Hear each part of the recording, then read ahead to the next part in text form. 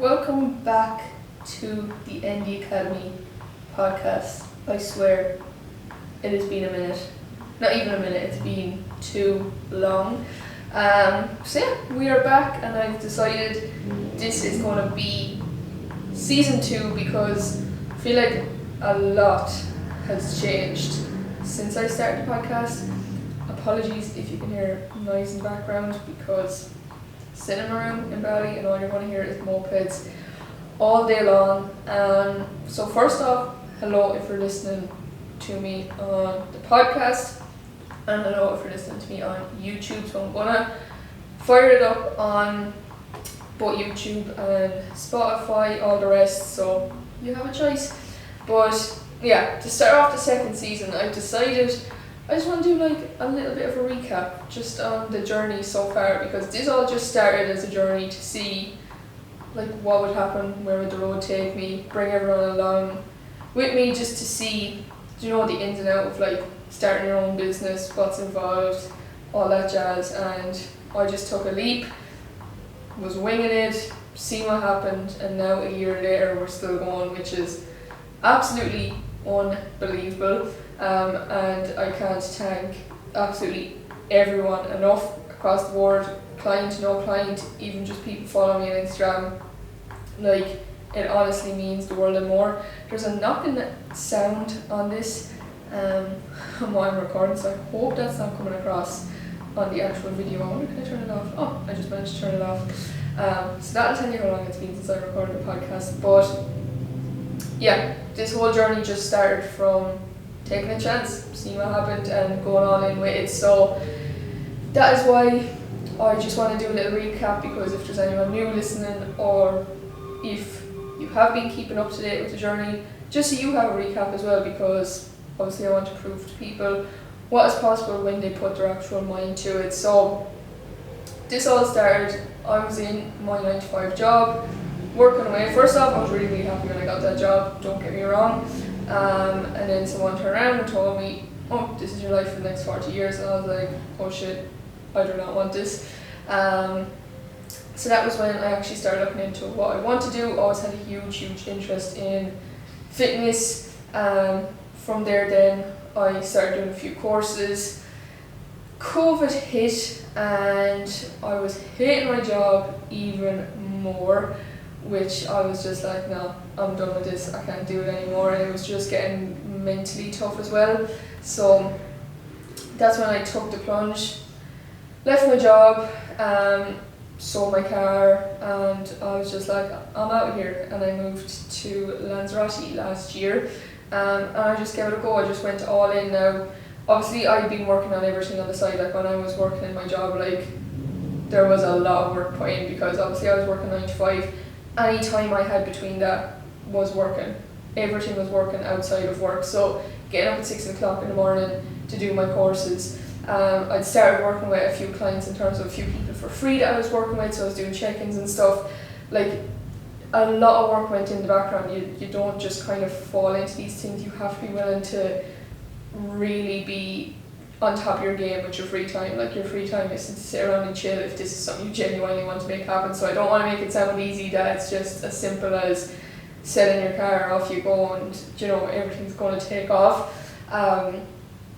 You really have to want it, and you really have to kind of put in the work. So that was where I started. Obviously I was shitting myself, took the plunge, was out there, and that's when I decided to do photo shoot prep. So I went through prep, working my way out there, came home then, I think it was October, November, and yeah, was home then for the Christmas. Wasn't really sure what my plan was going to be for, I suppose, next year, which is now, which is this year. So yeah, wasn't sure where the world was going to take me. Was still cracking on with coaching, doing everything I normally do, just keeping consistent as I possibly can with it, helping as many people as much as I can with it. And yeah, it's been a year which is absolutely mental. It's actually a little over a year now, which is just nuts. And it still shocks me to this day, and any day I'm kind of like, a little bit anxious and stuff. I'm like Tasha, you've been doing this a year now, and I think that's something that's always there, not really talked about enough. is when you're working for yourself, and that kind of fear around it, because there's no doubt there is a little bit of fear around, everything is dependent on you and what you do. So I just kind of remind myself of how far I've come, and it's like a fitness journey. You have to remind yourself, like when you feel like you're not making any progress, you really do kind of have to remind yourself of how far you've come. So yeah, fast forward then to, I suppose, this year. I always had it in my head that I wanted to come to Bali. So if you don't know, or you do know, I'm mostly in Bali at the moment. Always had it in my head that I either wanted to come to Bali or Australia, but COVID kicked in, so obviously could not go anywhere. That's why I decided to go to Lanzarote, because it's close. If anything kind of went wrong in terms of COVID, it was very easy to get home. And it was my trial run to see how I get on by myself in a different country, because I was there for 6 months. So I knew I'd be fine, but I suppose you don't know if you're actually in that situation, how okay you're going to be with it, no matter how much you tell yourself, well, I'll be grand. Which I got on fine, knew I was kind of going to be, but just like that, you never kind of really know until you actually do it. So yeah, always had it in my head that this was a place I always wanted to come to for forever. Never really thought it would actually come true, to be honest. Don't know why, I just kind of had in my head that it's never going to happen, it's always going to be this dream. And I just decided, you know what, I don't want it to be a dream anymore. I want it to be something that I actually just go do. I think the thing that held me back, because if anyone knows my mom, she is so against me heading off anywhere by myself or going travelling or anything like that. So I was kind of like, it's probably not going to happen, because she's not going to let me go, even though I'm 24, Mammy, if you're listening. Sorry, I have to say it. And I'm only saying this because I'm over here now, and I'm talking to so many people, and they're saying to me, oh, like, I'd love to do what you do, but like, my mother is so, protective, she wouldn't let me go. And I'm just like, you're older than me, and like, I definitely 110% have the most protective mother in the world. Like, she is just next level with it.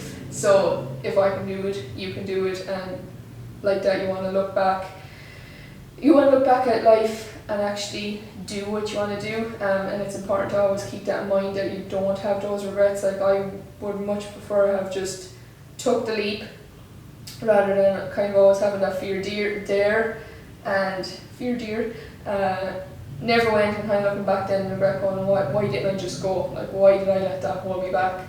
So that's why I decided to take the leap. So yeah, it wasn't really all that much planned, because obviously the start of this year wasn't the best start of the year.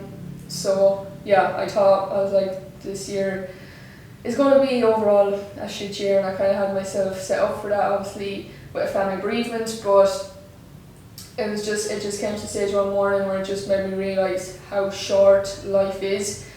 If I leave this another year, touch wood, like, we don't know what's going to happen next, and a right time is never going to come. So as hard as it was to kind of leave everyone, leave family with everything that was going on, it was just something I had to keep at the forefront of my mind, that like, this right time was never ever going to come for me. We don't know what's going to happen tomorrow, we don't know what's going to happen next year, and you have to do what you want to do. And it's just something I kind of live by, and even just hearing my own dad say like that, how much he actually regrets not travelling, and I just don't want to have that same story. I actually want to go do it, because it is something I always want to do. So I just woke up one morning, went downstairs, and I was like, I think I'm going to go to Bali. And my father was like, why not? And then I just started looking up flights, and I was like, will I, won't I? And I was like, you know what, I'm just going to go all in, I'm just going to pay for the flight now. It's something I want to do. There's no point in overthinking it, because I'll only talk myself out of it. You start looking at, what goes wrong, what if you don't know about yourself. Like, you can't delve that into it, or you'll just talk yourself completely out of it. And like anything, you just take safety as you would at home. And Bali is the most loveliest place, and I would definitely recommend, and you're absolutely fine. The amount of people solo traveling out here is crazy. But yeah, so I just decided to book the flight, kind of forgot about it, and then it just kind of creeped up out of nowhere, and I was like, shit, I'm going. So yeah, packed my bags. Don't get me wrong, it was like, whoa, this is actually happening. Whole load of emotions kind of started kicking in, because you're like, this ain't no Lanzarote, this ain't being 2 hours away from home. But I just have to keep reminding myself it's something I always want to do. Like, you're always going to have those doubts. It's normal when it's so out of your comfort zone, and it's only going to make my comfort zone bigger now because I've travelled the other side of the world by myself. It's only going to make just like my little comfort zone a little bit bigger because I'm more comfortable with this now, I'm more comfortable with life here. And that's the only way to kind of grow, is to not let those fears and doubts kind of take over. So yeah, that was it. Hopped on a plane by myself. I'm here 2 months now in total. I don't know why I got it in my head. I keep telling everyone here, they're like, oh, how long are you here? And I keep saying 6 weeks. I don't know why that's stuck in my head. But yeah, here 2 months now officially. First few weeks I was kind of like, okay, I'll be fine because like I got on in Lanzarote okay, but then again Lanzarote is like my second home because my aunt lives out there. I've been going there since I was I don't know what age, so I know it like the back of my hand, so I couldn't really compare the two. So when I did get out here I was expecting, oh yeah, you'll be fine, won't be a bother on you.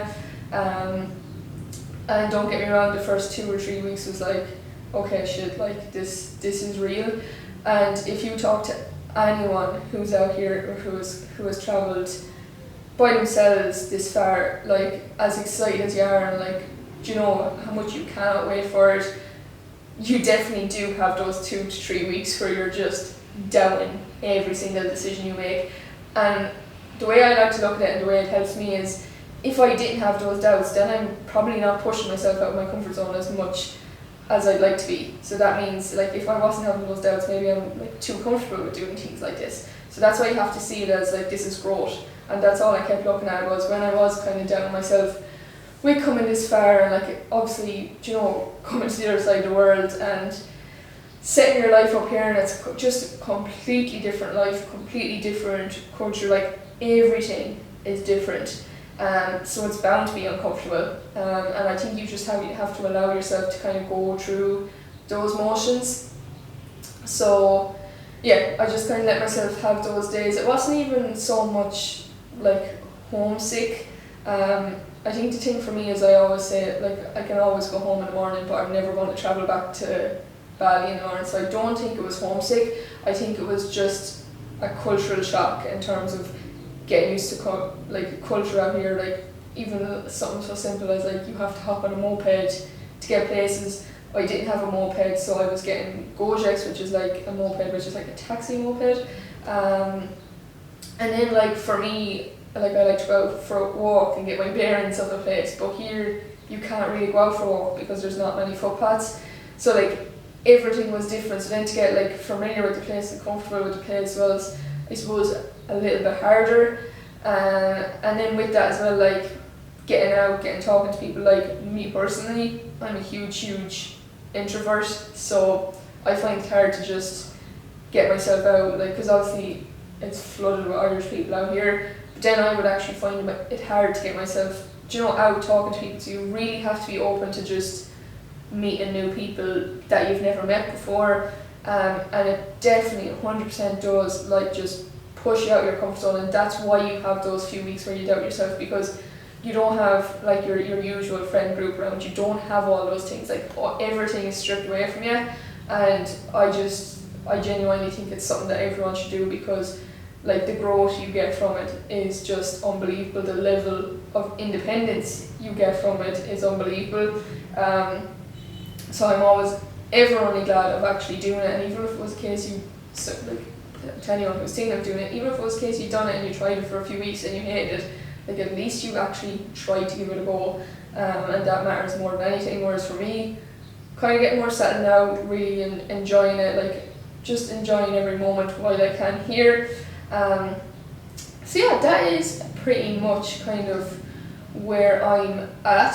As I said, this is just going to be hopefully short and snippy, which is kind of giving a little like recap on absolutely everything and the journey so far.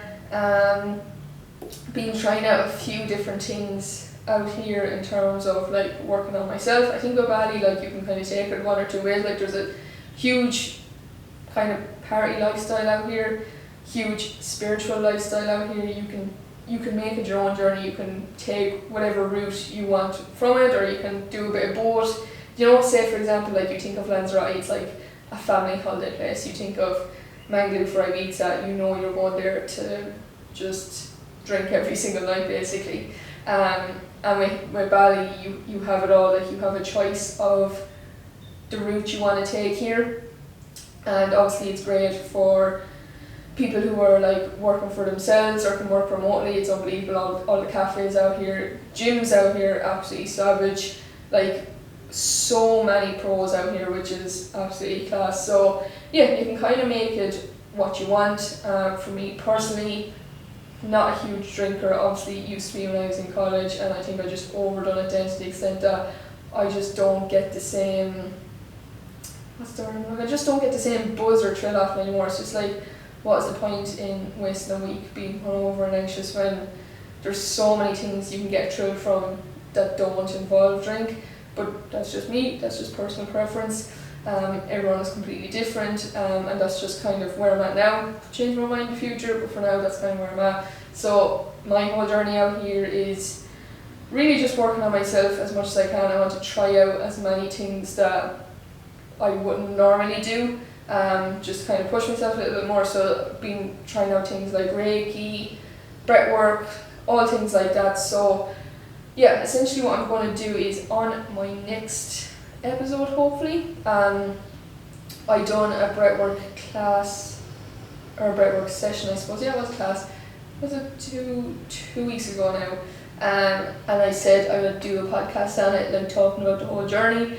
So that's definitely probably going to be my next episode, is actually talking about my experience with breathwork, because it's something that was so new to me that I'd never done before, and I just found it really, really good for me. I don't know, maybe it was just one thing, something I need to give a second go, but I preferred the breathwork over the Reiki. But again, that's just personal preference.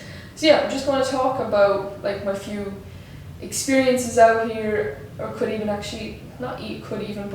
talk about like kind of what to do out here if you were coming out for maybe like 2 or 3 weeks. What's your best way to kind of take things to see? If there are things people want to see on the podcast, let me know, and kind of talk about the different things I've done so far. So yeah, I think that's pretty much everything I kind of need to touch base on. So yeah, let me know if there is any topics, anything at all that you want covered on it, anything you want me to talk about, be it Bali, be it working on yourself, whatever it is. Give me a little bit of inspo for season 2 of the podcast. So yeah, going to wrap this up now, and let me know how you found it. And yeah, that is pretty much it. Peace out. See you in the next episode. Have a good one.